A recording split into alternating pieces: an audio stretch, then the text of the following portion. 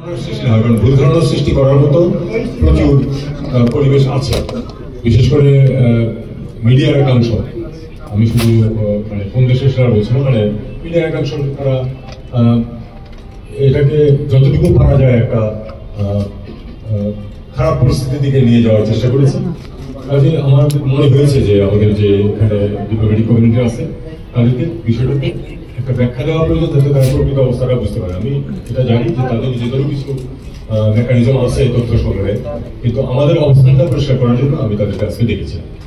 একটু শর্ট করেছে, গতকাল বলা হয়েছে, আজকে তারা এসেছে, মোটামুটি প্রায় সবাই এসেছি। সেখানে আমরা আমাদের অবস্থানটাকে ব্যাখ্যা করেছি। আমরা বলেছি যে আমাদের বলেছি, তারপরে আমরা কিছু প্রশ্ন উত্তর দেবো। আমরা বলেছি যে আমাদের সাম্প্রদায়িক সম্প্রীতি হচ্ছে আমাদের সমাজের অংশ এবং সরকার এটা বজায় রাখতে দৃঢ় প্রতিজ্ঞ। কোনো মানুষ তার ধর্মীয় বা সাম্প্রদায়িক পরিচয়ের কারণে নিগৃহীত হবে না, এটা আমরা অবশ্যই নিশ্চিত করবো। এবং আমরা এটাও বলেছি যে সরকার আছে তারা এক্ষেত্রে উল্লেখযোগ্য সাফল্য দেখিয়েছে গত যে প্রায় 4 মাস সময় যেটা পার হয়ে গেছে এর মধ্যে। কারণ মেজর কোনো যদিও মাল মশলা ছিল অনেক বেশি হওয়ার মতো, কিন্তু সেটি কিন্তু আমরা নিয়ন্ত্রণে রাখতে পেরেছি সবার সহযোগিতা, রাজনীতিবিদরা সহ ছাত্ররা রাজনীতিবিদরা সবাই মিলে কিন্তু একটা আমরা পরিস্থিতি বজায় রাখতে পেরেছি, যেটা সবার দুঃখ। বিশেষ করে একটা এত বড় পরপরই একটা অনুষ্ঠান ছিল দুর্গাপূজা, সেটা পার হয়েছে অত্যন্ত শান্তিপূর্ণভাবে এবং শান্তিপূর্ণভাবে এবং ধরনের কোনো মিসেল ছাড়া।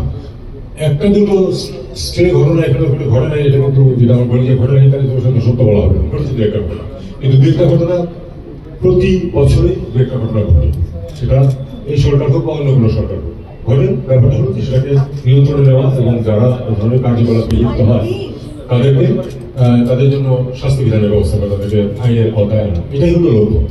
এবং সেটা এই সরকার অত্যন্ত ডিলিজেন্সের সাথে সেটা পালন করেছে। মোটামুটি এই লাইনে তাদেরকে ব্রিফ করেছে। আমি বলেছি যে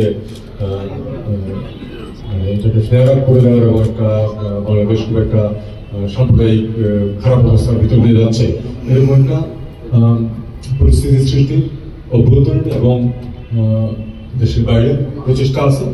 আমরা সেই প্রচেষ্টার জন্য সফল না হয় সেই চেষ্টা করছি। মোটামুটি এই ছিল আমার ব্রিফিং এর বক্তব্য। শব্দ কিছু আরো কম বেশি হতে পারে। এ ব্যাপারে আপনাদের যদি কোনো প্রশ্ন থাকে সেটা হবে। একজন একজন বলেন।